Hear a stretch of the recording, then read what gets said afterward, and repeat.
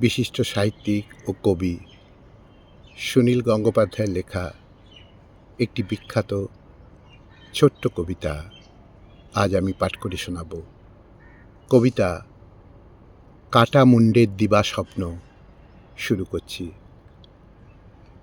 28 বছর কাটল, মৃত্যুর এখনো দেরি 128। নদীর ওপারে শুকনো হাড়ের পাহাড়ে সব বন্ধুদের ভাঙা কবরখানায় ফুলমালা দীর্ঘশ্বাস দিয়ে যাব। পৃথিবীর শেষ শোকসভায় দেখাবো বিষম ভেলকি একা ঝুনো হাড়ে। হাওয়ায় উড়িয়ে যাব পাণ্ডুলিপি, শতাব্দীর পাংশুটে হাওয়ায় সিগারেট টানতে হলে বইগুলো ছিঁড়ে চমৎকার জেলে নেব। একটু বেশি ধোঁয়া হবে, তা হোক। শরীরে ছারপোকার খুনোখুনি বন্ধ হবে, তবুও অন্তত।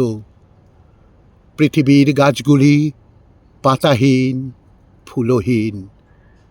কিন্তু আপাতত জেনে নেওয়া যাক, কে তুমি?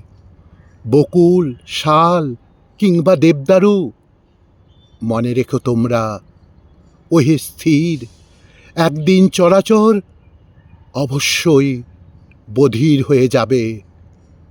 তখন কে আর কাব্য না খেয়ে না দিয়ে লিখবে আমাদের মতো? অথবা বিরলে বসে পড়বে, শুনবে, দুঃখ পেতে যাবে। এবং অস্থির গাছ, লাল, নীল, হলুদ, গোলাপি, কুমারী বা সদ্যজায়া, তোমাদের প্রতি অষ্টপুটে জানাতে পারেনি প্রেম কিংবা আহা। তোমাদের শরীরের প্রতি অঙ্গ খুঁটে এমন রূপে স্তোত্র আমরা কজন এই পুরাতন পাপী ছাড়া আর কেই বা লিখবে? কে বা দেবে অমরত্ব? আর কেউ দেবে না। সতত সঞ্চারমানা আজও যারা কোনো দিন দেখা হয়নি ফর্সা বা শ্যামলী প্রলয়ের আগে, শেষ কথা আমি বলি, অমসৃণ শোভাগুলি মৃত্যু কিংবা বিবাহের আগে এসে কবিতার ভিতরে লুকাও ঠিকানা বা ফটোগ্রাফ। অথবা অকুণ্ঠে চলে এসো সশরীরে। পৃথিবীর শেষতম কবির দু চোখ ছুঁয়ে যাও।